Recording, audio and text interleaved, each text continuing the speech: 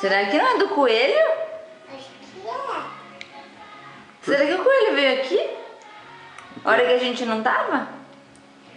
O coelhinho veio aqui em casa? E fez essa parte Acho que ele trouxe seu ovo, então. Será que ele trouxe seu ovo?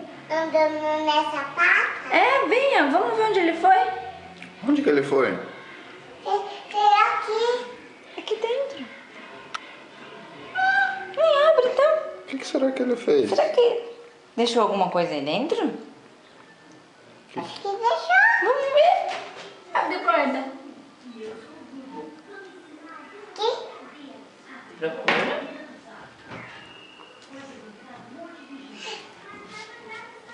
Não acredito!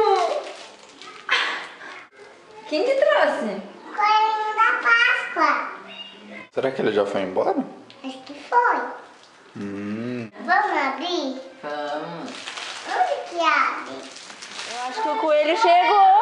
O coelho chegou. Ai, vamos pegar a chave. Tu, dá a mão pra Mel. Rápido, Mel. Vamos ver se ele Vem, Melzinha, corre, corre, corre, corre. Ele foi lá no bichinho. Ele entra em algum portão. Vamos procurar? Cadê? Cadê o Arthur? Ué. Aqui, Uai, cadê? Não, Onde Arthur, será? Tem algum sinal aí, Arthur? Mas será que ele entrou pelo outro portão lá de fora? Ah, tem outro portão? Aqui, eu vou mostrar. Nossa. ó. Esse portão que a gente vai. Alguma pista. Vamos achar uma pista, Mel?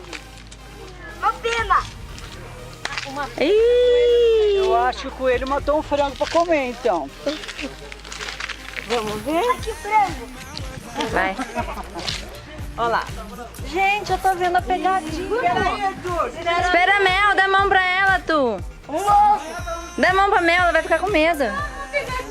Pegada. Aqui, ó. Aqui o ovo. 2. Ai, não acredito. Ele fechou. É da Ariel, Mel? E esse daqui? É do Arthur. Olha! Que legal, gente! Não acredito! Coelhinha. Coelhinha!